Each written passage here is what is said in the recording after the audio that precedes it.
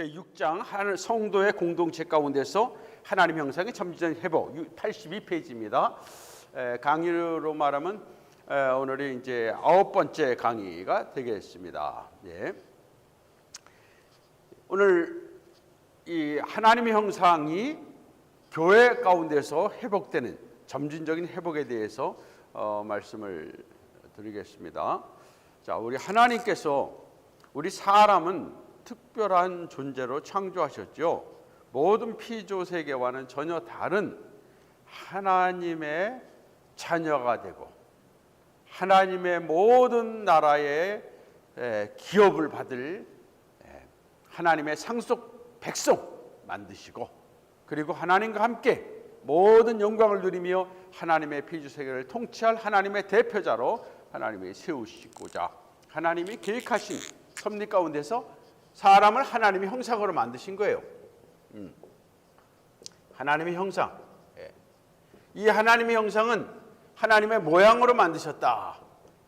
이것은 우리가 처음부터 계속 하나님의 형상이 무엇이냐, 이것을 여러 가지 측면에서 우리는 살펴봤습니다. 하나님의 형상, 하나님을 닮았다, 하나님의 대표자다 하는 것은, 하나님의 자녀라는 것은 우리가 세 가지 측면에서는 펑셔널한 측면에서 기능적이고, 기능적이라는 것은 하나님의 모든 역할을 우리가 본받았다, 닮았다. 하나님의 통치적인 기능, 특별히 하나님의 다스리심, 그리고 윤리적인 에티컬한 측면에서 하나님의 거룩하심, 하나님의 의로우심, 하나님의 선하심, 하나님의 그 인격을 닮았다, 성품을 닮았다. 그 다음에 형태적인 면에서 포멀한 측면에서, 포멀한 측면에서는 하나님의 그 영광스러운 모습을 닮았다. 이런 형태적인 측면까지 우리가 이거를 생각하고, 이런 가운데서 우리는 네 가지의 관계 또 생각했잖아요. 네 가지 관계. 네 가지 관계. 먼저 우리가 사람이 하나님 형상을 받다는 것은 자와의 관계를 가졌다는 것이다. 자신과의 관계. 자신이 하나님의 피조물로서 하나님 앞에 겸손한 자세를 가지고, 그리고 모든 피조 세계를 다스릴 수 있고 하나님의 자녀의 영광을 가질 수 있다는 자존감을 가지는 그런 존귀함, 자존감을 갖는.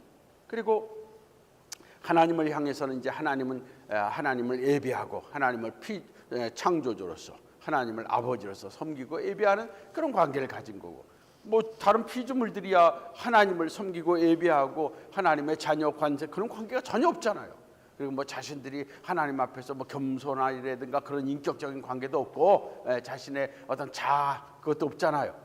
그리고 피조물, 이제 계속해서 피조물과 다른 이웃과의 관계 속에서는 서로 사랑하며 섬기며 아름다운 일체를 이루는 그런 공동체를 이루는 것이고, 그리고 피조물과의 관계 속에서는 하나님의 청지기로서, 하나님의 대표자로서 잘 관리하고 다스리고 보존시키고 발전시키는 이런 관계를 가진 것이 바로 하나님의 형상을 가진 사람이다.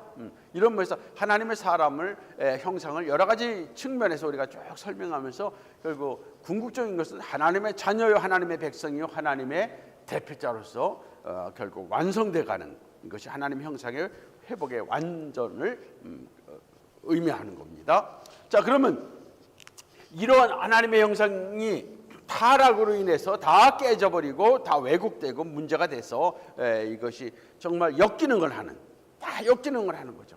오히려 하나님을 사랑하고 섬겨야 될 그러한 관계, 아니면 하나님의 통치적인 기능을 가졌던 것이 오히려 반대로 엮이는 것으로서 하나님 통치이고 다스림이 아니라 오히려 자연에게 정복되든가, 오히려 자연을 피조물을 섬기고 우상 숭배를 한다든가, 아니면 자연을 파괴한다든가, 뭐 다 엮이는 으로 하나님의 형상이 다 왜곡되고 뒤틀려 버리고 디스토트되고 커럽션 돼 버려가지고, 그런 것이 예수 그리스도의 구속 안에서,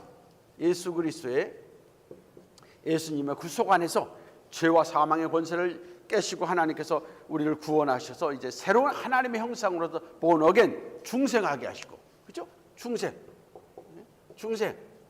중생해서 중생한 자에게 하나님께서 믿음을 주시고, 그리고 믿음을 주신 가운데서 회개한 가운데서 이제 칭의를 얻게 하시고, 의롭다함을 얻게 하시고, 의롭다 하던 자들에게 그래서 이제 하나님의 양자라는, 하나님의 자녀라고 부르시고, 그리고 하나님의 자녀로서 이 땅에서 성화의 관계를, 거룩함을 이루게 하시고, 성화, 그리고 마지막 영화회까지 이르게 하신다. 예. 이미 이거 중생 이전에 하나님의 부르심에 하나님의 예정 선택 가운데서 하나님의 부르심, 하나님의 콜링이 있는 것이고, 이러한 우리가 과정 속에서 개인적인 측면에서는 이러한 성화의 과정을 통해서 이제 하나님의 형상이 회복이 된 거예요. 회복이 돼서 점점 회복돼서 이러한 모든 것이 이 땅에서 올레들어 이미 회복이 시작된 거예요. 근데 난예 언제 이것이 개인적인 측면에서 완성되느냐? 주님 오심으로. 그래서 개인적인 종말이 마지막 구원이 되는 거예요. 그래서 모든 사람들에게는 1차적으로 예수 믿고 구원 받았을 때 그 구원이 하나님의 형상의 회복이 완성의 상태로 들어가기 위해서는 아직 이중적인 관계 속에서 난예시라는 것이 있기 때문에 주님이 곧 오시면 그 오실 때까지 성화의 과정을 이루고 그리고 오심으로 해서 영화의 상태 속에서 완전한 하나님의 형상이 회복되는 것이 완전한 구원이란 말이에요. 그래서 개개인적으로 신약에서는 모든 사람들에게 종말은 항상 개개인 종말이 먼저 초점이 맞춰야 돼요. 개개인 종말, 개개인이 마지막 주님 앞에 서는 것은 바로 개인적인 종말. 그 개인적인 종말은 예수님의 재림과 늘 연관이 되어 있어요. 그래서 개인적인 종말을 바로 예수님의 재림을 기다리면서 개인적인 종말을 이제 마지막 구원을 바라보며 있다가 예수님의 재림이 늦어지고 개인적인 죽음이 먼저 하실 때는 그때 예수님의 재림의 그날까지 잠시 홀드되는 그런 상태 속에서 영혼은 하나님께로 그리고 육체는 땅에 묻히고 매장이 되고 그런 가운데서 모든 사람들이 주의 오심의 마지막 종말을 다 기다리면서 이제까지 있다가 지금도 하늘에 있는 성도들이 그 영혼들이 그 아들의 나타나심 주님의 오심을 갈망하면서 마지막 구원의 완성을 그들도 갈망하고 기다리고 모든 피조물들도 그 하나님의 자녀 영광의 자유에 이르기를 지금도 갈망하고 있다가 마지막 이제 역사적인 재림이 올 때 우리의 개인적인 종말과 역사적인 종말이 맞아 들어갈 때는 우리에게 또 그것이 우리 개인적인 종말로서 마지막이 되는 것이고 그리고 역사적인 종말로서 또 마지막이 되고 그럼으로써 완전한 구원이 이제 이루어지는 것인데 그럼 이런 것을 오늘 이제 좀 살필 것은 교회적인 측면에서 교회가 무엇인가 오늘은 이제 개인적인 측면에서 이런 변화를 이루어서 결국 종말을 예수님의 재림이라는 종말 개인적인 종말을 통해서 완성되는 것인데 그러면 이제 개개인의 이런 삶을 통해서뿐만 아니라 이제 교회를 좀 살필 겁니다. 교회가 무엇이냐? 교회는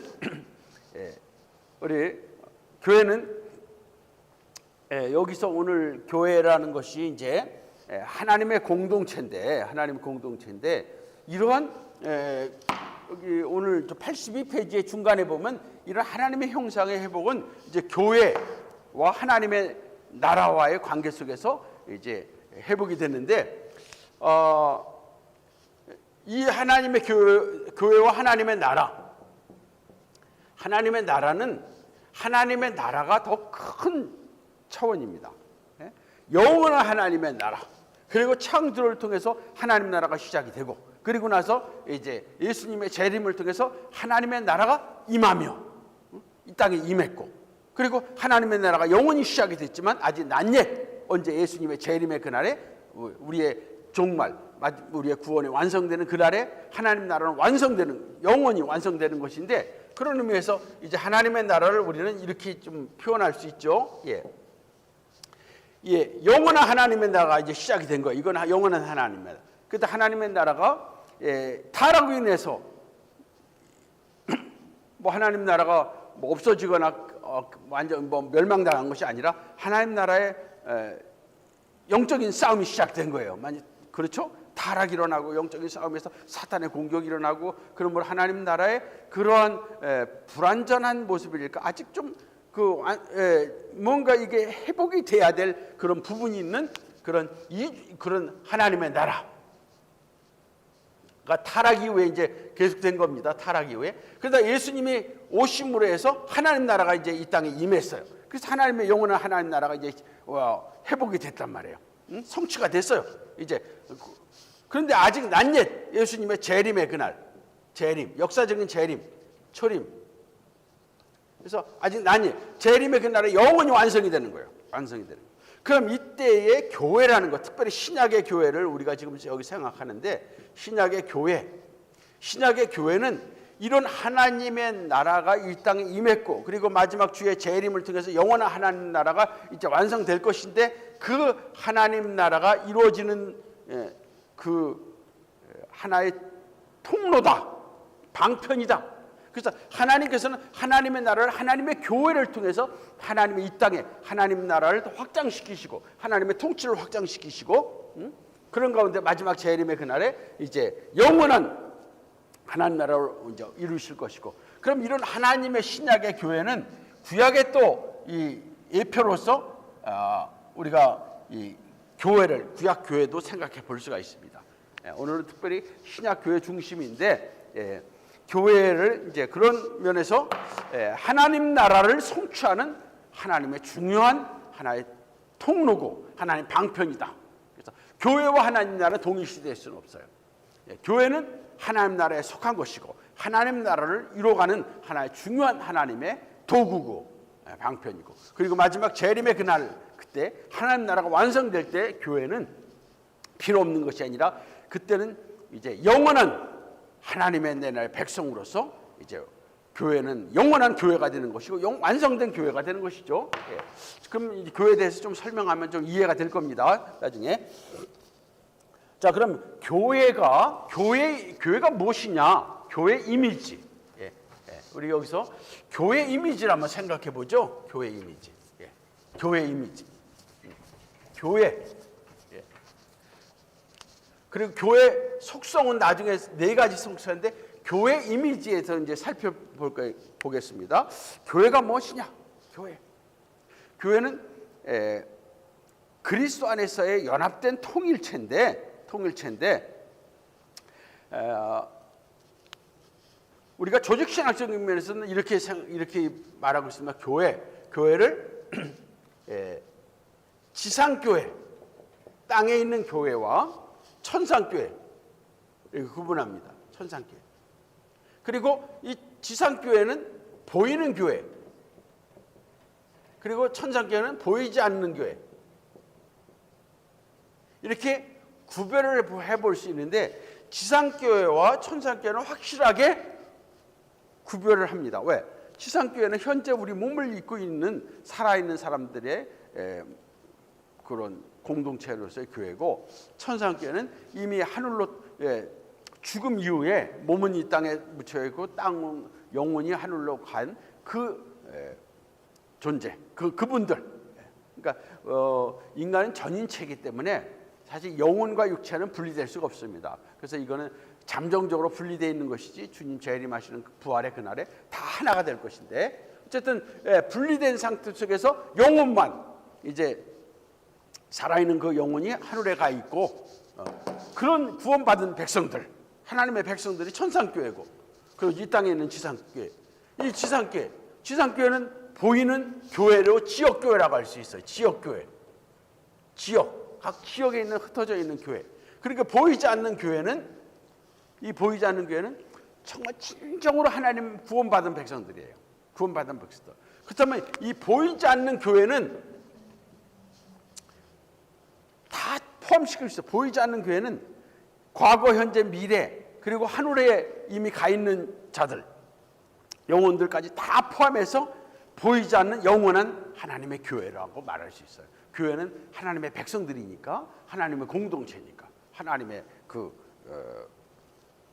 구원받은 연합체니까요. 그러면서 보이지 않는 교회는 사실 이 지상교회, 지역교회, 천상교회를 다 포함하는데, 지상과 지역교회는 불완전한 교회입니다. 왜? 지역교회는, 지상교회와 이 지역교회에 흩어져 있는 교회는 하나님의 완전한 교회가 아니라 거기에는 불신자들도 있고, 또 그들은 지역적으로 흩어져 있다가 참 신자들이 모인 교회가 100% 모인 교회가 사실 거의 없다고 말할 수 있잖아요. 그 안에는 가라지같이 불신자들 속해 있고 불완전한 교회, 그리고 또 그 안에 신자라고 하지만 아직 어린아이 같은 신자, 세속적인 신자도 있잖아요. 그러니까 그 지역교회는 불완전한 것이고, 그러다가 또 어려움이 있고 그러면 또 지역이 옮겨지거나 아니면 모이는 사람들이 없어짐으로 흩어지고 없어지기도 하고, 이런 불완전한 것이 지역교회예요. 그러나 anyway, 보이지 않는 교회는 다 이 보이는 교회나 지상 천상이 다 보이지 않는 인비저블한 교회에 속했는데, 인비저블한 교회는 참으로 예수님을 구주로 영접하고 구원받아서 영원한 하나님 나라의 백성이 된 자들은 살아있는 자들이나 죽은 자들이나 천국에 있는 자들이나 과거나 현재나 미래나 다 포함시키는 것이 보이지 않는 교회입니다. 이런 교회 속에서 특별히 오늘 여기서 좀 살피는 것은, 우리가 보이는 이 지역 교회를 좀 이렇게 중심으로 좀 살펴보겠습니다. 지역 교회 중심으로. 왜냐하면 우리가 이 보이는 지역 교회 공동체 안에서 우리가 하나님의 형상을 회복해가는 공동체적인 회복을 좀 얘기하기 때문에, 보이지 않는 교회보다는 보이는 교회, 이 지상에서 현재 몸을 담고 있는 그런 하나님의 백성들의 공동체를 생각할 때는 주로 지상 교회, 보이는 교회, 지역 교회를 좀 많이 다루게 된다. 그렇지만 궁극적인 것은 불완전한 지역교회 자체가 아니라 보이지 않는 영원한 온전한 교회를 또 하나의 그 본 기본으로 전제로 하고 있습니다. 자, 그러면 이제 교회 이미지가 에클레시아는 불러내어 모인 자들이잖아요. 에클레시아, 죄와 사망과 마귀의 그런 권세로부터 지옥으로부터 불러내서 이제는 하나님의 백성이 되게 하시고 하나님 자녀가 되게 하시고 영원한 구원받는 그런 하나님 나라의 구원받은 자들이 되게 하시는 그런 공동체, 에클레시아, 부름받은 자들. 이런 자들이 성경에는 여러 가지로 표현하잖아요. 그리스도의 양떼, 참 포도나무의 가지들, 그의 신부, 성전, 그리고 성령의 전, 하나님의 집, 한 백성, 피조물, 믿음의 공동체, 그리스도, 여러 가지 하나님의 백성들인 교회를 여러 가지 물어보지만, 특별히 오늘 여기서는 하나님의 백성, 이 교회를 하나님의 백성, 그 다음에 그리스도의 몸, 그리고 또 하나는 성령의 전,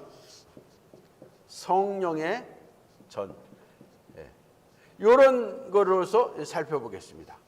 그러니까 하나님의 백성 그리스도면 성령의 전이 이 교회입니다. 이게 어떤 면에서 보이지 않는 교회를 여기서 전제를 하고 있어요. 보이지 않는 교회는 하나님의 백성들이 공동체의 그리스도의 몸이요 성령의 전이라. 근데 우리가 지금 좀 더 구체적으로 다룰 것은 이러한 보이지 않는 교회 가운데 특별히 보이는 교회, 지역에 다 흩어져 있는 교회들의 백성들의 불완전한 교회지만 그런 교회들을 이렇게 하나님의 백성 그리스도 성령의 전으로 이제 우리가 연관시켜서 설명 지금 하려고 하는 겁니다.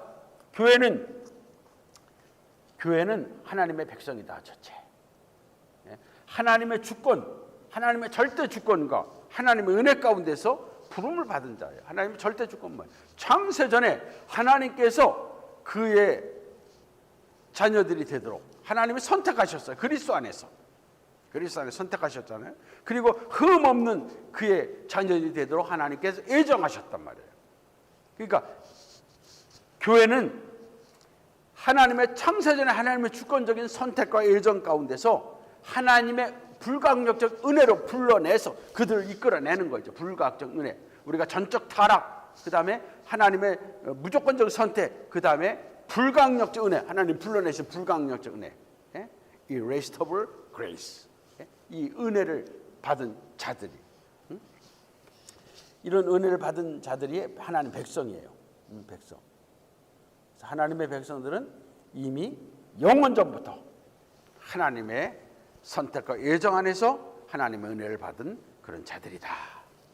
그래서 여기 길릴랜드는 교회는 새롭게 창설된 제도가 아니라 참으로 그건 제도가 아니고 하나님 백성이요 모여서 예배하며 예수 그리스도께 충성을 다하는 백성이다. 그러니까 교회는 뭐 언제 중간에 막 된 게 아니라 이미 창세전에 하나님의 교회라는, 하나님의 백성이라는 이런 공동체를 하나님이 이미 예정하시고 하나님의 은혜로 부름을 받은 거기 때문에 이 구약이나 신약에서 누가 어떤 제도로서 이렇게 만들어낸 그것이 아니라 이미 벌써 영원전부터 하나님의 주권 속에서 하나님의 구원받을 백성들이는 하나님의 백성이라는 교회가 이미 하나님의 예정 가운데 시작된 것이다. 이런 차원에서 본다면 구약도 사실 교회라고 할 수 있는데, 교회는 하나님의 백성이라면, 하나님의 백성, 교회죠. 하나님의 백성, 교회가. 그럼 구약에서 하나님의 백성을 아담 이후에 하나님은 구원받을 자들을 불러내십니다. 그래서 히브리장에 믿음으로 아벨은, 에녹은, 노아는 믿음으로 구원받은 하나님의 백성들을 언급을 하고 있습니다. 그래서 구약에서 하나님께서는 하나님의 백성들을 이제 하나님께서 부르시고 모으시고, 그리고 때가 되면 그들을 불러가시고, 그리고 마지막 그날에 완성시키실 그날까지 그들을 천국에서 천상교회에서 그들이 머물게 하시는데, 그럼 구약의 백성들은, 구약에서 구원받은 백성들이 아담 이후에 계속 있단 말이에요. 그러다가 하나님께서 특별히 하나의 보이는 예표로서 하나님의 교회를, 하나님의 백성들을 만드는 게 이스라엘이에요. 이스라엘은 하나님의 백성이라는 하나의 외적인 그런 공동체예요. 외적인 공동체예요. 그 안에는 참 하나님의 백성도 있지만 그렇지 못한 정말로 많은 자들이 하나님의 참 백성이 아닌, 구약에서 보면 정말 그 하나님 앞에 막 우상 숭배하고 불순종하고 거역한 하나님 백성이면서 하나님이 그 이스라엘 백성들을 하나님 백성으로 삼으시고 그들을 애굽에서 이끌어내시고, 그 다음에 광야, 그 다음에 가나안 땅까지 들어오게 하시면서 그들이 참 하나님의 백성의 모습을 안 보이는, 정말 참 하나님 백성이 아닌 거짓된 하나님 백성으로 다 멸망당한 많은 자들이 볼 때, 그러니까 어쨌든 구약에서는 이스라엘이라는 민족, 이스라엘이라는 백성이라는 공동체를 하나님이 세우신 거예요. 외적인 면에서. 그 이전에 하나님 백성들은 계속 존재하고, 그래서 이스라엘 가운데 특별히 하나님이 이스라엘 민족을 이제 하나님 백성으로 외적으로 삼으시고, 그래서 그 외 이방 민족 가운데서 구원받은 하나님 백성들이 있지만은, 구약에서는 가능하면 모든 민족들이 이스라엘로 와서 이스라엘에서 머물 수 있으면 머물고, 아니면 이스라엘에 와서 하나님의 성전에서 예배하고, 하여튼 이스라엘이라는 지역을 중심으로 해서 하나님의 백성들의 공동체를 하나님이 이끌어 나가셨어요, 구약에서. 그런데 이 이스라엘이라는 외적인 공동체는 참 하나님의 백성으로서의 그런 모습을 제대로 못 보여줬죠. 그러다 이제 신약으로 와서 하나님의 백성들을 하나님 불러내시는데, 이 하나님의 백성들을 하나님께서는 이제 이스라엘이라는 말보다 교회라는 말로 하나님 쓰시는 거예요. 교회를 세우신다 그랬어요. 그렇다면 이스라엘과 교회는 무슨 관계냐? 이스라엘과 교회는 무슨 관계냐? 이스라엘의 하나님의 백성들의 예표라면은, 이 교회는 또 하나님 백성의 예표인데, 이 교회가 지역교회로 만약에 이 교회를 말한다면 이스라엘 백성들이나 민족이나 별 차이가 없어요. 지역교회라고 한다면. 왜? 지역교회는 믿는 자나 안 믿는 자까지 섞여 있는 불완전한 모습이니까, 구약에서도 이스라엘이 불완전한 모습을 보여준 것처럼. 그런데 신약에서 말하는 교회는 무슨 전제는 흠이 없는 하나님의 영원한 보이지 않는 교회를 전제를 하고 있기 때문에, 그걸 전제하면서도 지역교회도 여기 포함이 되고 있는 거예요. 그러면 이 교회를 다른 면에서는 새 이스라엘이라고 할 수도 있어요. 새 이스라엘 교회는. 그래서 구약보다는 더 이 신약의 교회는 성령께서 함께 하시는 성령의 전이고, 그리스도께서 내주하고 임재하시는 그러면서 그리스도의 몸이요, 또 하나님의 부르심을 받은 그런 하나님의 거룩한 공동체인 하나님의 백성이라는 그런 측면에서 구약보다는 보다 더 신약의 교회는 더 하나님 나라의 하나님 나라에 이미 시작된 하나님 나라에 속한 공동체이기 때문에 구약과는 비교할 수 없는 더 큰 하나님의 축복의 공동체죠. 더 큰 축복의. 그래서 예수님께서는 이 신약 교회가 시작되기 전에 속한 세례요한까지를 가리키고, 그리고 세례요한보다 이 신약의 교회에 속한 우리가 더 큰 복을 받은 자다, 이렇게 그런 의미에서 말씀하고 있는 겁니다. 자, 그럼 이 교회를 이제 이렇게 좀 설명을 드리고, 이제 이 교회는 하나님의 신약에서 하나님의 백성들, 새 이스라엘 백성들이다. 새 이스라엘 백성들에는 여기는 이제 유대인들, 구원받은 유대인들도 있지만은 이방인 다 포함되는 거예요. 이방인, 유대인 다 포함되는 거예요. 이방인. 구약에서 사실은 이 이스라엘에서 진정으로 그들이 구원받고 하나님의 참 백성으로서 그들이 할 수만 있으면 이스라엘로 와서 그들이 개종하고, 그들이 참 하나님의 말씀을 받아들이고 율법을 받아들이고 그들이 거기서 하나님을 섬기는 자들이 되는 것이, 그게 구약에서 바라는, 구약에서 하는 모습입니다. 그래서 구약은 항상 들어오는, 이 안으로 들어오는 이런 차원에서 하는데, 이런 역할을 이스라엘이 잘 못했는데 신약의 교회는 흩어지는 거예요. 나가서 지역교회를 다 세우는 거예요. 지역교회를 다 세우는 거예요. 그러면서 이 지역교회는 유대인과 이방인들이 다 함께하는 그런 새 이스라엘로 교회가 이제 신약에서는 만들어지는 것이죠. 그래서 그러면서 주님의 재림의 그날까지 신약의 교회는, 지역교회로서의 신약교회는 뭔가 불완전하지만은 그래도 이 불완전하는 교회 안에서 사도 바울이 신약에서 계속해서 사도행전에서 교회를 세우잖아요. 그 교회를 세울 때 믿는 자들이 모여서 함께 예배하면서 함께 그들이 말씀을 나누고 교제하고 그리고 복음을 전하는 가운데서 하나의 교회가 세워져서 에베소 교회, 빌립보 교회, 그 안에서 빌립보 교회 안에 또 나눠지잖아요. 가정교회들 나눠지잖아요. 이게 나눠지지만 그 본질적인 면에서는 구원받은 하늘의 백성, 하나님 백성으로서 거기는 이방인과 유대인과의 차별이 없어지고, 그 다음에 사회적인 모든 계급의 차이도 없어지고, 오직 그리스도 안에서 하나된 교회들이 이제 지역적으로는 좀 흩어지고 그런 면이 있지만, 본질적인 면에서는 이제 하나된 교회, 그리스도를 중심으로 하나되고 하나님과의 관계 속에서 하나의 연합을 이루는 하나의 하나된 교회들을 신약은 말합니다. 우리 83페이지의 제일 밑에 보면은 베드로전서 2장 9절에서 이렇게 말하잖아요. 교회를 하나님의 백성으로, 너희는 택하신 족속이요 왕같은 제사장들이 거룩한 나라요 그의 소유가 된 백성이니. 이게 신약의 백성들, 너희는 택하신 족속이요 왕같은 제사장들이 거룩한 나라요 그의 소유가 된 백성. 신약의 모든 백성들, 구원받은 백성들, 신약의 교회들, 지역에 모여가지고 구원받은 백성들의 공동체를 이루는 그런 자들이 그 안에서 불완전한 교회의 모습으로서 좀 아닌 자들이지만, 거기서 일단은 참 구원받은 백성들이라는 참 교회라는 걸 전제로 할 때, 너희는 택하신 족속이요, 너희는 택하신 백성, 족속이요 왕 같은 제사장들이요, 그의 소유된 백성이다, 거룩한 나라다, 이렇게 말씀하고 있는 겁니다. 자, 넘어가겠습니다. 자, 이제 신약의 이런 백성들이 오늘 84페이지에 보면 하나님의 자비와 주권 가운데 선택받은 하나님의 백성들이에요. 이런 지역교회의 회종도 묘사하고 있지만, 이제는 그리스도가 머리된 우주적인 교회, 총체적인 교회, 모든 교회들이 신약의 백성들의 교회. 그러니까 지역교회로 흩어져 있지만 사실 영적인 면에서는 보이지 않는 영원한 하나의 교회가 이제 시작이 된 거예요.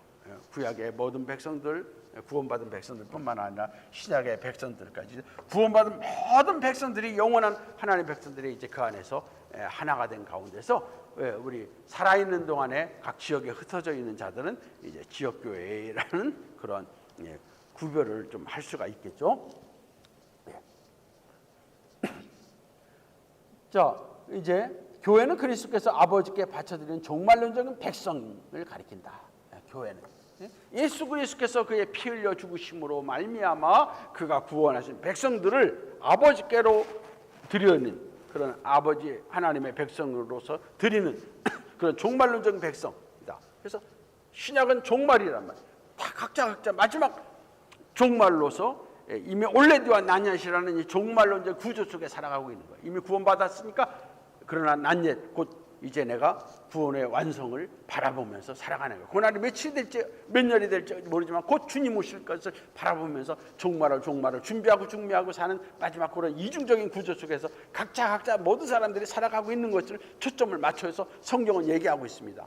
그리고 역사적인 재림에 대해서는 오히려 그때와 그날은 너희들이 알 바가 아니요 너희들은 그것을 아버지께 맡기고 너희들은 개인적인 종말에 초점을 맞추면서 그 주님 오셔서 내 구원의 완성을 이룰 것이라는 거기 초점을 맞추면서 살라고 성경 계속하고 있어요. 그러다 주님 오심이 보다는 개인적인 죽음이 먼저 왔을 때 그때 잠시 스탠바이로 멈춰 있지만 결국 주의 재림의 그날에 이제 그 개인적인 종말의 완성이 이루어질 거예요. 주님께는 아버지께는 하루가 천년 가고 천년이 하루 같으니까 곧 이제 그 역사적인 거는 긴 것 같지만은 그러나 개인적인 종말에는 곧이라고 생각하시면 되겠고요. 예. 자, 그래서 이제 이렇게 종말론적 백성 그리고 리델보스는 하나님 백성으로서 우정 교회 개념이 주로 에클레시아 가운데 나타나는 주장한다. 하나님의 교회 개념이 무엇보다 구속사적 개념을 가지고 하나님의 참 백성 위대한 미래 메시아적 공동체로서 교회에 대해서 말한다. 바울에게 있어서 교회는 우주적 교회가 우선적이요 지역교회, 가정교회 모이는 교회를 의미한다. 이제 우주적인 먼저 항상 전제와 본질은 우주적인 교회, 우주적인 교회 이런 보이지 않는 교회, 영원한 교회를 먼저 전제를 하고 그러는 가운데서 이제 지역교회, 그다음에 가정교회 모이는 교회들을 이렇게 의미합니다. 그리고 계속해서 이런 하나님의 백성인 교회, 이 교회가 다가오는 본향을 갈망하는 순례자 공동체다. 순례자 공동체. 이 바로 모든 자들이 구원받은 자들은 이제 주님 곧 오실 때까지, 그 주님 오셔서 그 영원한 나라를 이룰 때까지, 그때에 그거를 바라보면서 살아가는 순례자들이다. 그것이 영원한 천국 본향으로 얘기하고 있지만 영원한 천국 본향이 결국은 주의 마지막 그 재림의 그날에 이루어질 그 영원한 천국 본향인데 그것을 바라보면서 살아가고 있는 그런 순례자들이다. 이런 의미입니다. 그래서 영원한 본향을 갈망하는 순례자 공동체가 우리 교회입니다. 그래서 이런 것이 영원한 본향을 바란다 해서 본향이 이 지상이 아닌 영원한 그 천국으로 이렇게 생각하기보다는 이 본향은 영원한 본향은 주님이 오셔서 이루실 영원한 그 나라, 완성된 영원한 그 나라를 말합니다. 그래서 모든 자들은 항상 이 순례자로서 종말론적인 순례자로서 항상 주님 곧 오심을 기다리고 있는 마지막 그 삶을 살아가는 종말론적인 공동체다. 그리고 이런 하나님의 백성들을 또 성도들이라고 하는 얘기도 하잖아요. 성도들이라는 세인트, 거룩한 무리들. 예수 그리스도의 십자가에 죽으신 그 피, 그 보혈로서 죄사함을 받고 그리스도의 의를 덧입은 힘입은 그런 의의 백성들. 그래서 거룩한 백성들을 교회라고 말한다. 성도들. 이런 성경에서 어떤 이런 불안적인 모습 속에서 성경의 초점은 참 구원받은 백성들의 초점을 맞추는 거예요. 참 구원받은 백성들의 초점을 맞추고 그들의 공동체, 그들을 초점 맞춘 교회를 이게 지금 말하고 있습니다. 자, 그래서 이제 교회는 하나님의 백성들이다. 하나님 백성들이, 이 백성들은 영원한 하나님의 백성들이고 지상에 속한 교회도 지역교회도 다 하나님 백성들의 공동체고 이것이 하나의 우주적인 하나의 연합체를 이루고 있다. 그래서 우리 개개인이 이런 우주적인 공동체로서 하나님의 백성들이기 때문에, 그리고 교회인 하나님의 백성들이기 때문에 우리가 이런 교회 공동체는 지역이라는 공동체 속에서도 우리가 그 교회의 삶을 통해서, 교회의 또 사역을 통해서 우리가 하나님의 형상을 회복시켜 나가는 그러한 역사가 있어야 된다. 오늘 좀 더 구체적으로 말씀을 또 후에 드립니다. 자, 그럼 두 번째는 그리스도의 몸이에요. 그리스도의 몸. 그리스도의 몸. 그럼 그리스도의 몸이라는 것은 이건 그리스도께서 그리스도가 머리고 모든 자들은 지체라는 거예요. 그래서 한 몸이에요. 한 몸. 우리 사람의 몸도 얼마나 육체적으로 연관이 됐어요. 아무리 작은 지체라도 그거 떨어지면 그건 죽은 겁니다. 그리고 그 지체는 거기에 붙어 있어야 되고, 그리고 머리에 지시를 받아야 되고, 그리고 우리가 이제 하나 대표적인 거로 얘기하는데, 이 머리라는 그 속에서 생명력, 모든 것이 다 연결이 되는 걸로 지금 얘기하고 있습니다. 그래서 총체적인 하나의 그 통치자가 바로 예수 그리스도고, 그리고 모든 자들이 그 예수 그리스도 안에 묶여 있는 하나의 지체들이다. 모든 각자의 지체들이다. 이런 의미에서 몸으로 표현을 하고 있습니다. 이 그리스도가 머리가 되시고 모든 자들이 하나의 지체되는데, 성령께서 그 모든 지체들을 하나로 묶고 있는 그런 그리스도의 한 몸이다.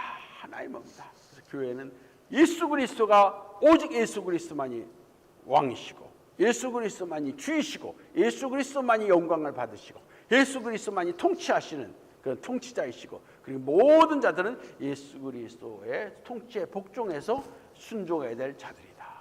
그러니까 로마의 어떤 로마 천주교의 어떤 그 교황 정치, 이런 거는 잘못된 거예요. 이런 영원한 교회는 말할 것도 없이 지역 교회, 흩어진 각 지역 교회라도 그 지역 교회의 머리는 예수님이시오. 통치자는 예수님이시오. 그러면 각 지역 교회의 대표자들 있잖아요. 장로님들, 그다음에 목사님. 그리고 또 거기에 조직체로 말하면 지역 교회의 작은 지역 교회는 당회가 있고, 그리고 노회가 있고, 총회가 있고, 이런 것들은 다 예수 그리스도의 머리 대신 통치에 그것을 협력하고 그걸 연결시키는 하는 통로 역할을 하는 도구일 뿐이라는 거예요. 도구일 뿐이라는 거예요.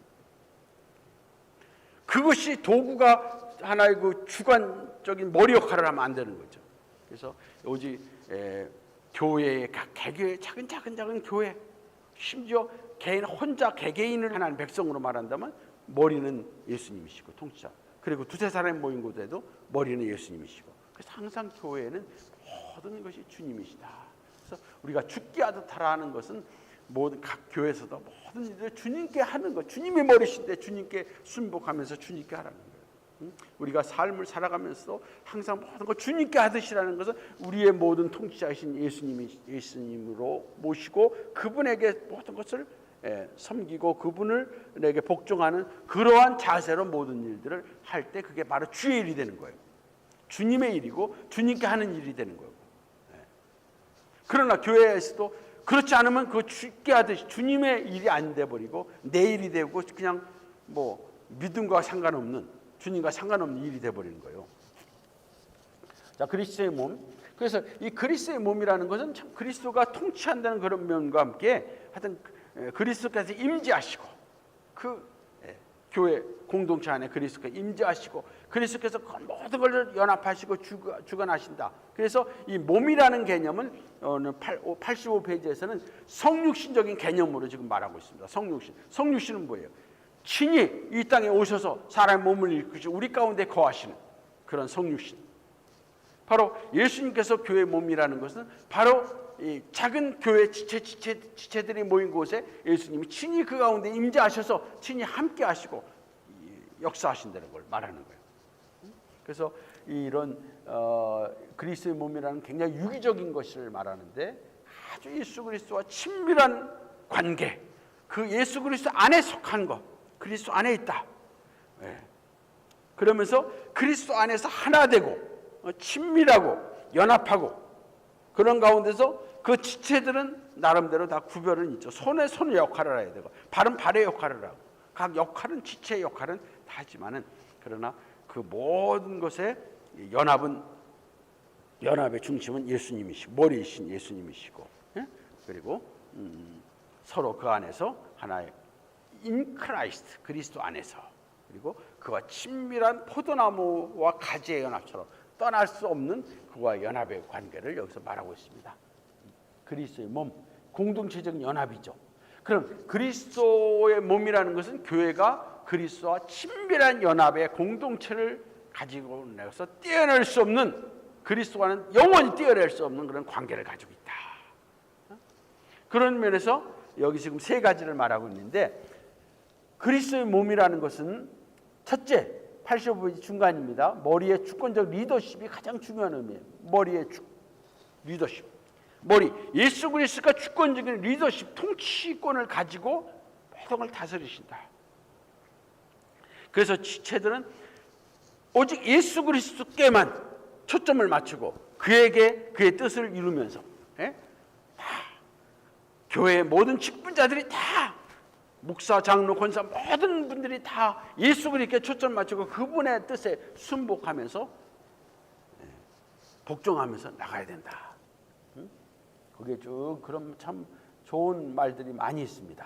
거기에 보면 중간에 몸의 모든 지체들은 머리의 유일한 통치권 아래 연합을 이루어야 된다. 몸의 다양한 은사들과 특성들을 함께 협력하고 그리스도의 주권적인 통치에 순복할 때 성숙하게 된다. 그래서 각자의 지체들은 그리스도의 통치에 이루어서 그것을 다 같이 협력하고 서로 이룰 때 그 성장 이룬 것처럼 우리 몸도 마찬가지 아니에요. 응? 입에서 먹을 때 먹고 소에서 소화시키고 또 몸으로 운동하고 그런 가운데 성장하고 성숙하는 것이지, 그 역할을 어느 하나라도 만약에 못한다 그러면 거기서 문제가 생기는 거 아니에요. 그리고 서로 협력하고 잘 그리스도의 통치에 순복할 때 영적인 성숙을 이룰 수 있다.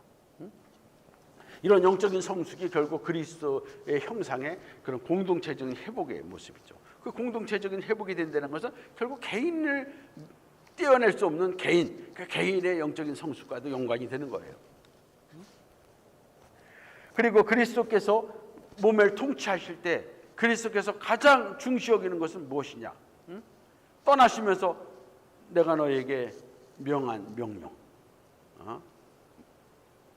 하늘과 땅의 모든 것을 내게 주셨으니 너희는 가서 모든 족속을 제사를 삼고 아버지와 아들과 성령의 세례를 주고 내가 너에게 분부한 모든 것을 가르쳐 지키게 하라. 볼지어다 내가 세상 끝날까지 너희와 함께 하리라. 함께 임재하신다는 그 교회 가운데서 특별히 예수님의 그런 명령은 나가서 그리스도의 복음을 증거하는, 여기에 초점을 맞추고, 그리고 이 그리스도의 명령에 순종할 때 순복하는 것이 각 지체들의 중요한 모습입니다.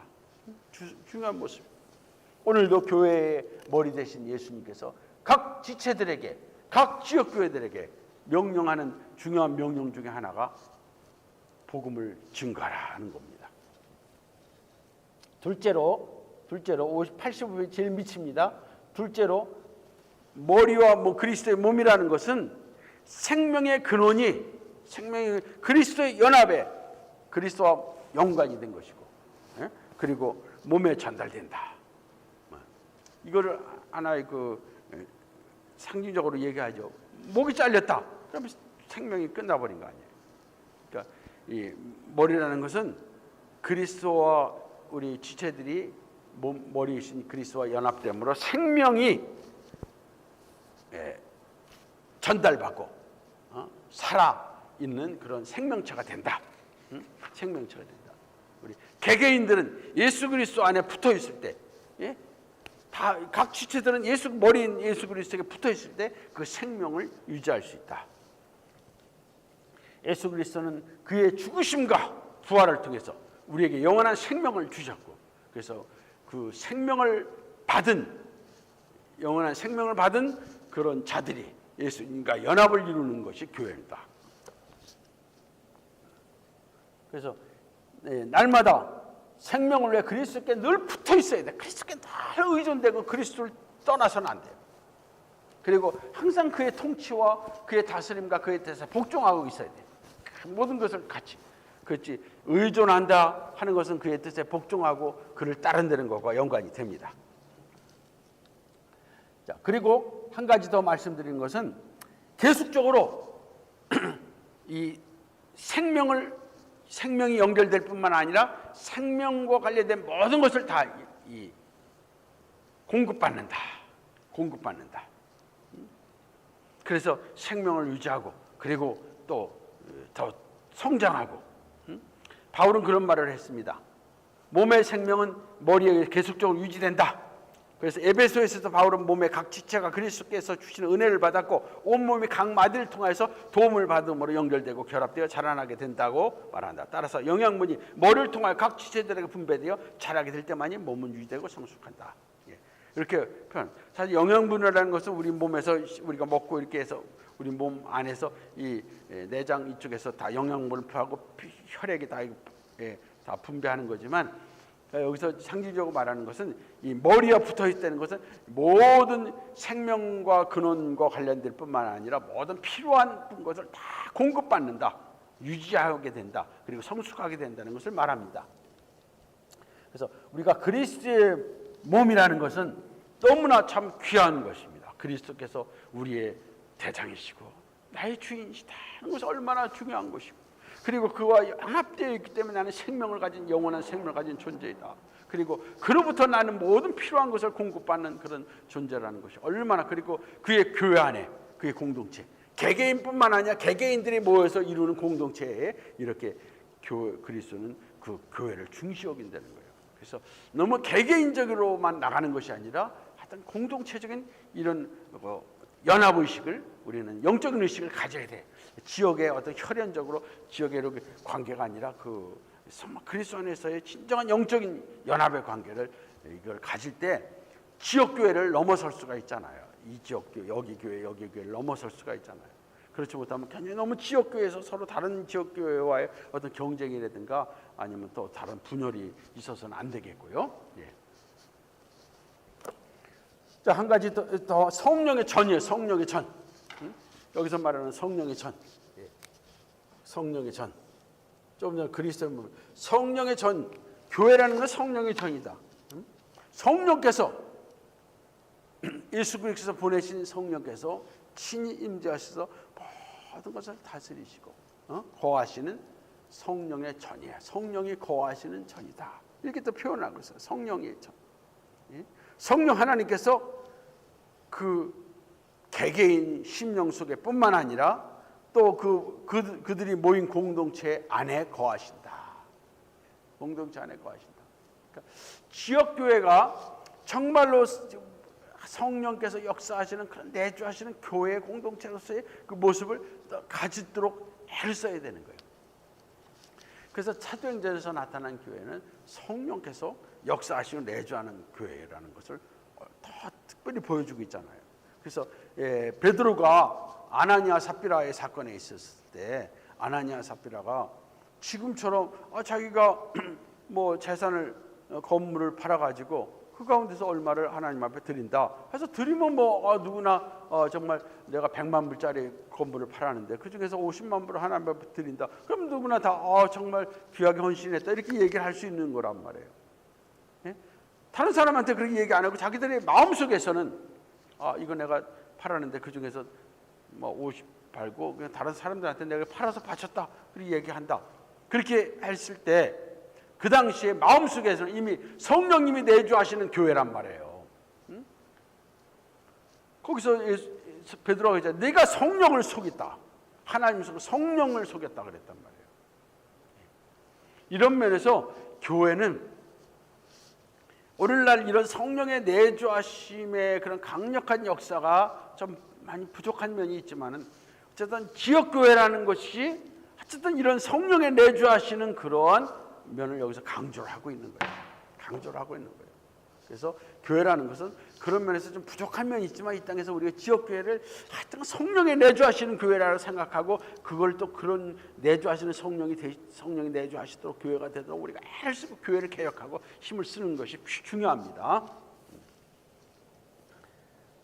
성령이 내주하시는 교회. 그래서 이 성령이 내주하시니까 이 내주하시는 성전에는 뭔가 변화, 성숙, 변화의 개념이 성전의 그 안에는 그 강조가 되고 있어요.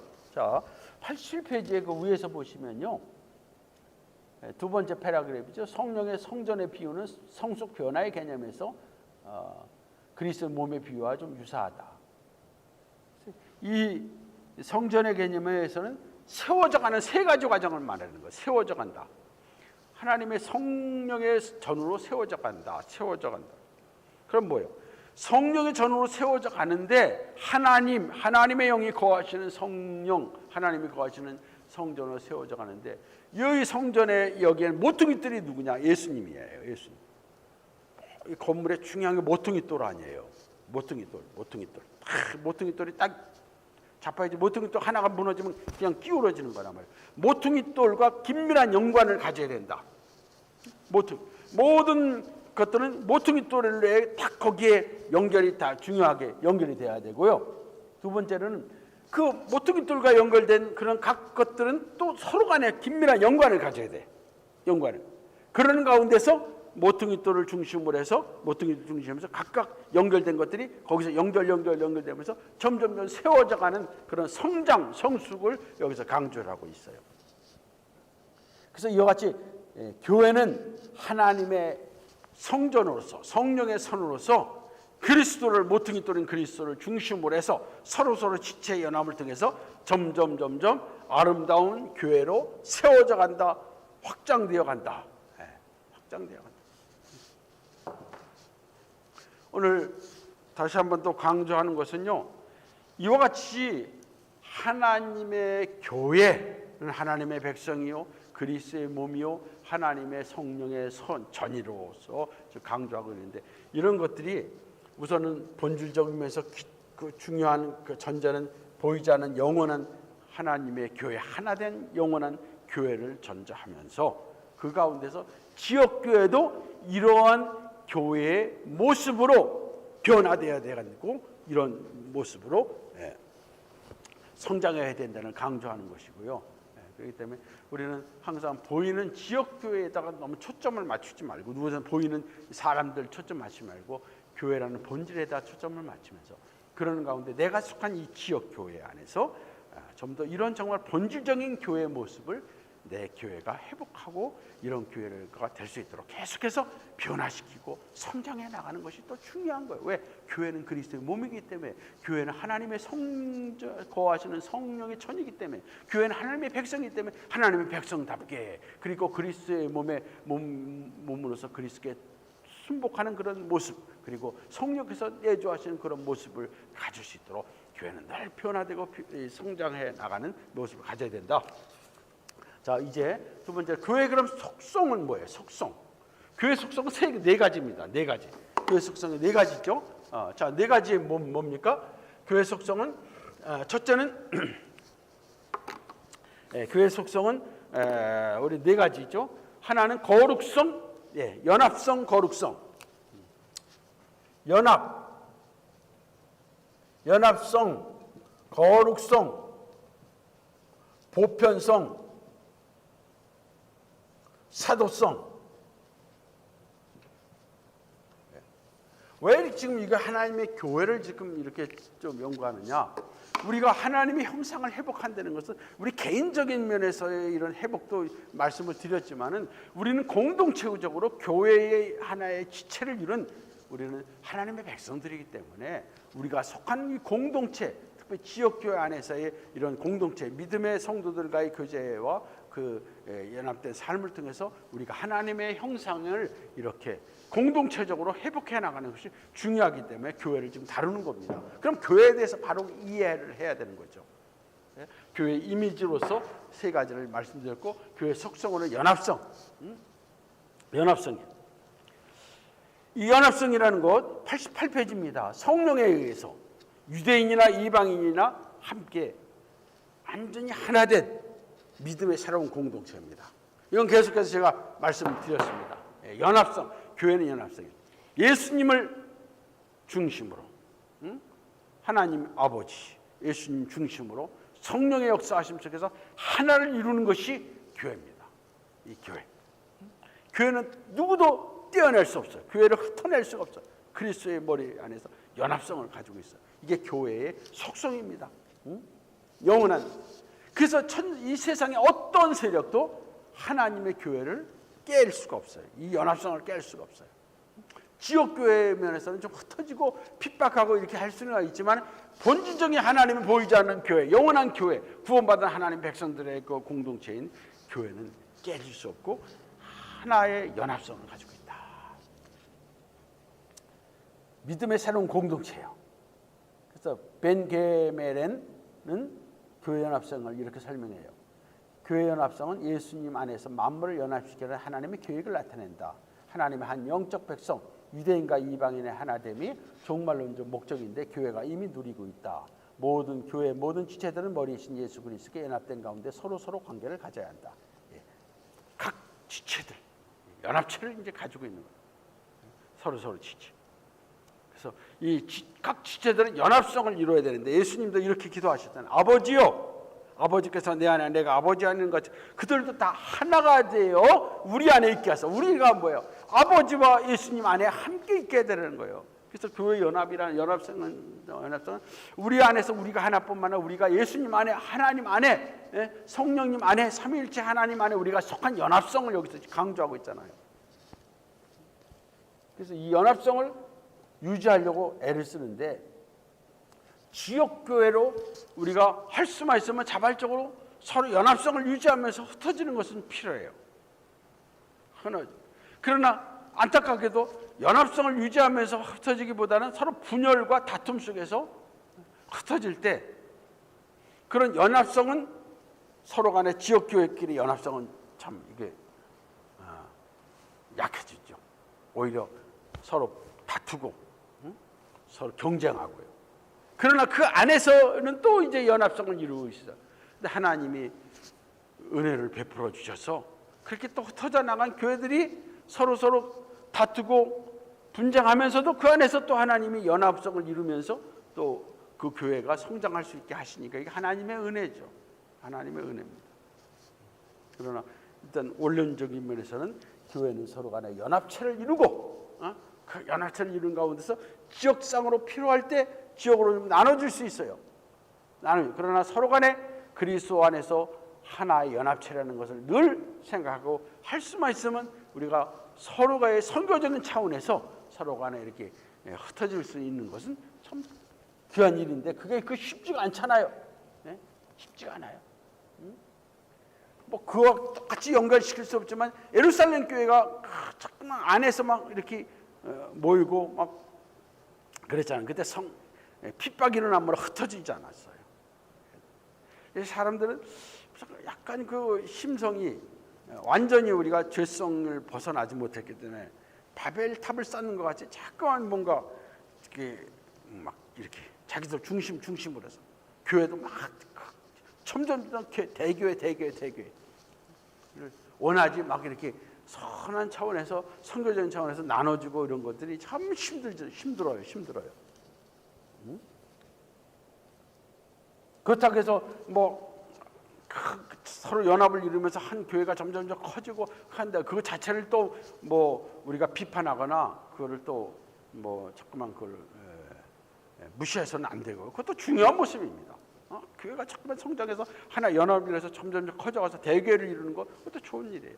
그러다가 그 안에서 분열돼 가지고 떨어져 나가는 것보다는 선교적인 차원에서 또 어느 정도 또 이렇게 해주는 것도 할 수만 있으면 그런 게 서로 간에 두 가지 안에서 점점 대교회를 부흥하면서도 할 수 있으면 좀 선교적인 차원에서 또 나눠주는 것도 같이 병행할 수 있다면 얼마나 아름다운 교회의 연합성을 이루는 모습입니까? 교회 연합. 그래서 이 연합성에 대해서 우리 좀 잘 생각하시고 89페이지 넘어가서 쭉 다 한번 읽어주시고요. 89페이지 제일 위쪽에 따라서 지체들은 성령의 은사들의 다양성 가운데 연합을 추구해야 된다. 지체들은 그리스도의 온전한 성숙에 이루도록 함께 성숙하면서 하나님 백성이 공동체 연합 가운데서 하나님 형상을 함께 회복하도록 힘써야 된다. 어떤 교회 안에서 우리 서로 연합을 이루는 가운데서 우리가 이웃과의 관계, 그건 우리가 관계성을 잘 유지시켜 나가는 거 아니에요. 잘 유지시켜 나가. 그래서 서로 간의 성도의 섬김과 사랑과 아름다운 교제 속에서 우리 관계 회복을 통해서 하나님의 형상을 우리가 이웃과의 관계 속에서의 회복을 교회 안에서 아름다운 믿음의 공동체 하나님 백성들 가운데서 이게 점점 이렇게 아름다운 관계를 회복시켜 나가는 것이 얼마나 또 하나님 형상의 공동체적인 회복입니까? 두 번째는 거룩성이에요. 거룩성. 하나님의 교회의 중요한 부분은 거룩한 백성들이에요. 성도들이란 말이에요. 거룩성. 교회가 거룩성이 끊어져 버리면 교회는 무너져 버리는 거예요. 하나님은 거룩성 교회를, 구약에서 이스라엘 백성들이 하나님의 백성들의 하나의 예표적인 역할을 했는데, 그들이 우상 숭배를 하고 하나님을 떠나버리고 우상 숭배하면서 죄악에 빠지고 악을 행하는, 그래서 거룩성이 그들이 잃어버렸을 때 하나님은 그 외적인 공동체인 이스라엘 민족을 없애버리잖아요. 거룩성이, 신약의 교회들도 이 거룩성의 이것이 회복이 되지 않고 이것이 유지시키지 않으면 지역교회가 막 흩어지고 깨져버리는 거예요. 우리 하나님의 백성들, 성도, 거룩함을 이루도록 부름받은 공동체 성도, 하나님의 백성들, 하나님의 나라입니다. 그래서 거룩한 삶을 추구하기 위해서 개인적인 것뿐만 아니라 교회적인 공동체적인 면에서 우리는 영적인 싸움, 거룩한 싸움, 선한 싸움을 싸우는 거예요. 선한 싸움을 싸우는 거예요.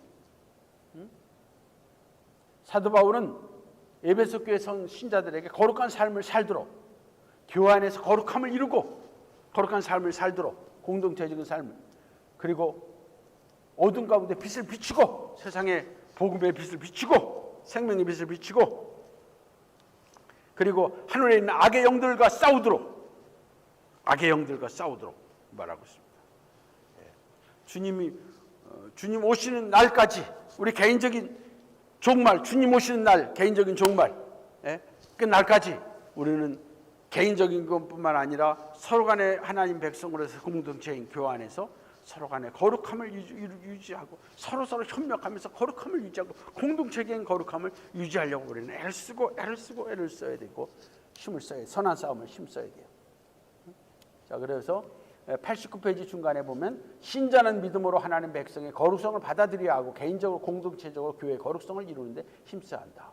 개인적인 삶 가운데 거룩함을 이루고 공동체적으로 예배하고 또 우리 개인적인 삶 여러 가지를 통해서 거룩함을 이루어야 된다. 그렇죠? 우리가 하나님의 형상의 면에서 보면 하나의 윤리적인 측면에서의 우리 거룩함이 있잖아요.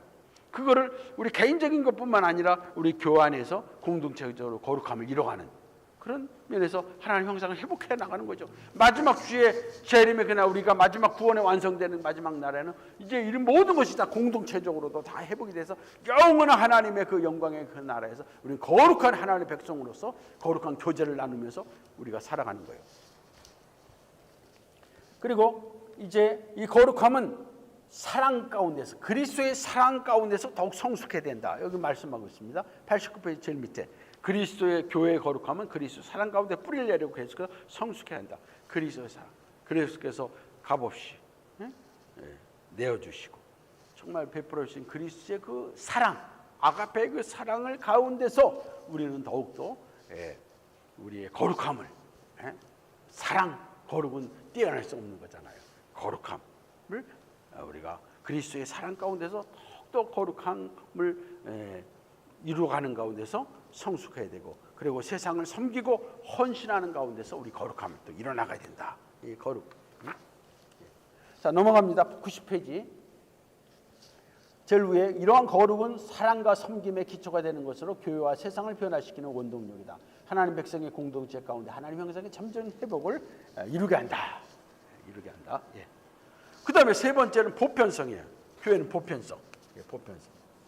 보편성이라는 것은 이거는 교회는 모든 시간과 공간을 초월하는 것과 함께 모든 인종,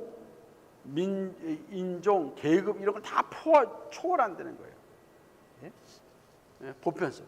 그래서 교회는 시간, 구약이나 신약이나 이미 앞서 죽은 분이나 앞으로 구원받을 사람이나 다 포함하는 시간을 초월하는 거고, 지역도 초월하는 거예요.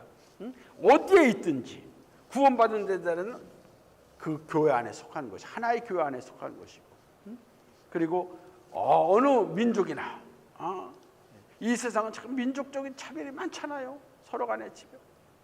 이 안에서는 뭐 백인이, 흑인이니, 그 다음에 아시아 안에서도 또 서로 간의 그리고 같은 민족 안에서 서로 간의 차별 막 이런 게 있잖아요.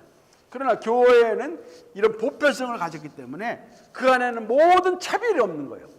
예수님께서 십자가에서 유대인과 이방인의 모든 차별을 다 못 박아버리시고 그 안에서 모든 자들의 주인이나 상전이나 주인이나 노예나 사회 어떤 모든 계급의 그런 걸 다 민족의 그런 차별을 다 철폐해서 이제 교회는 보편적으로 어느 민족이나 어느 때고 어느 지역에서는 다 믿는 자들은 하나의 공동체를 이룬다는 보편성. 그래서 모든 신자들은 이런 보편성에서 그 교회. 그러나 지역 교회는 조금 그런 거를 또 우리가 넘어설 수 없잖아요. 같은 지역 안에는 같은 언어를 가진 우리가 같은 언어를 가진 우리 한국 백성들. 그리고 한국 백성들 안에서는 또 서로 간에 좀 비슷한 사람들이 많이 모여요.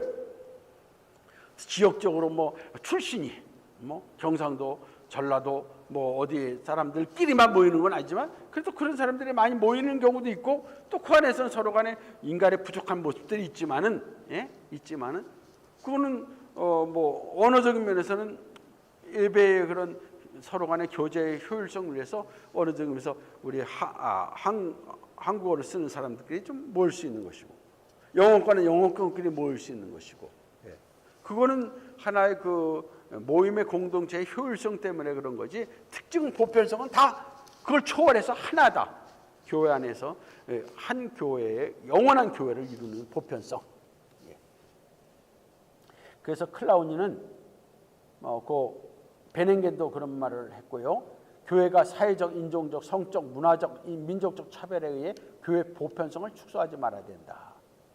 파벌주의 보편성을 부인한다. 인종주의 보편성을 부인한다. 뭐 하여튼 이러한 면에서 그래도 미국 교회는 뭐 언어를 영어로 하지만 다른 민족, 다른 타인종들이 뭐 여기 다 영어를 자꾸만 쓰려고 하고 영어를 쓰니까 그래서 영어를 중심해서 그런 뭐 흑인이고 백인이고 다른 민족이고 우리 또 아시안도 같이 그 안에서 예배 이렇게 하는 면에서 그 이상적으로 저는 보편성을 좀 갖기가 좀 쉽죠. 더 쉽죠. 그러나 이제 각 다른 지역의 그런 언어를 가진 데는 그 히스패닉 사람들이 주로 많이 모이니까 그렇지만 여기서 지금 본질적인 면에서는 이런 보편성, 어떤 차별이 없는 또 어떤 구별이 없는 장벽이 없는 그런 그리스도 안에서 하나의 보편성을 가지고 있다. 그러다 보니까 이제는 모든 민족에게 복음을 전해야 되는 교회는 나가서 전해야 되는 거예요. 그리고 흩어져야 되는 거예요. 예? 이걸 또 강조하고 있습니다. 예? 오늘 성경은 계속해서 그 말씀을 하고 있고요. 그 다음에 마지막 한 가지 더 사도성. 사도성은 뭐냐? 사도는 보내는 자들이에요. 보냄을 받은 자들이에요. 사도는 보냄. 그러니까 교회는 그 사도성을 가지고 있다는 것은 교회는 다 지역교회 어느 교회나 지역교회에서 교회에 속한 자들은 다 교회는 사도성을 가지기 때문에 교회는 보편적인 선교적인 사명을 가졌다는 거예요. 교회는. 그래서 모든 믿는 자들, 그런 믿는 자들이 모이는 두세 명이 모이는 그 모든 자들은 항상 자기들의 중심만 하지 않고 나가서 다른 자들에게 복음을 증거하고 그들로 하여금 교회로 들어와서 구원받는 공동체가 될 수 있도록 이런 사도로서의 사명을 가지고 있다는 것이 사도성입니다. 교회는 사도적인 복음 위에 이 복음 위에 세워진 거 아닙니까? 그래서 이 복음을 세상에 증거하도록 사명을 받은 공동체다.